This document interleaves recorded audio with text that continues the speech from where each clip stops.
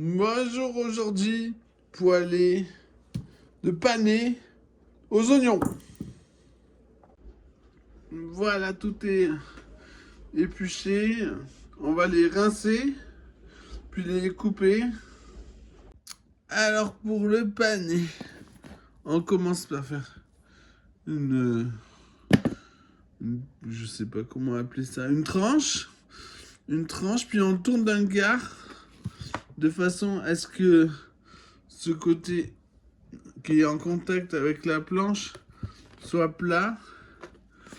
Et après, on peut, pareil, continuer à faire des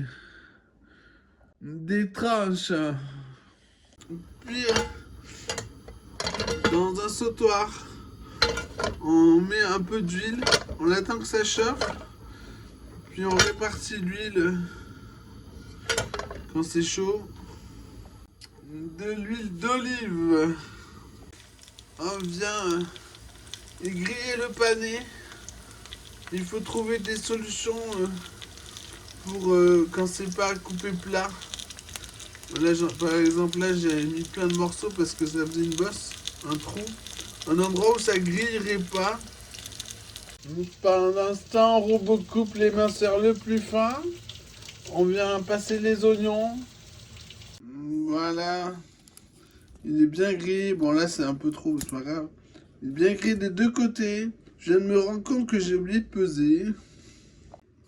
Alors, grillé, j'en ai 240 grammes, à peu près. Alors, il me reste l'étiquette. Du coup, il faut un panais de à peu près 390 grammes. Alors, pour les oignons, il vous en faut 910 grammes. Pareil, un peu d'huile d'olive. On le fait glisser de partout dans le sautoir.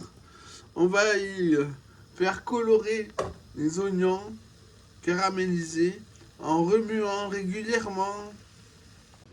Quand le panais est tempéré, c'est-à-dire qu'on peut le toucher sans se brûler, tiède, on le range en les empilant. Voilà, on tient avec la main comme ça, et avec un couteau, on fait des tranches fines.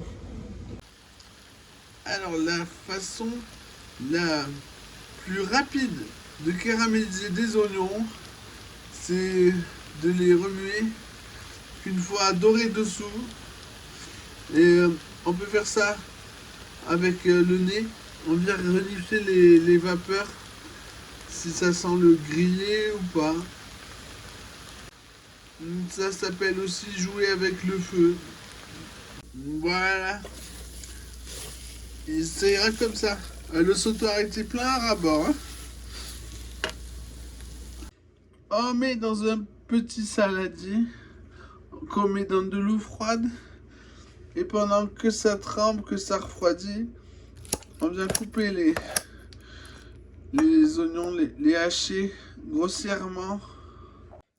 Voilà. C'est assez coupé. On réunit dans le sautoir qui a refroidi. On sale, on poivre, on mélange, on goûte. On recommence si nécessaire. C'est délicieux. On peut servir ça avec du jambon et des châtaignes poêlées. Bon appétit!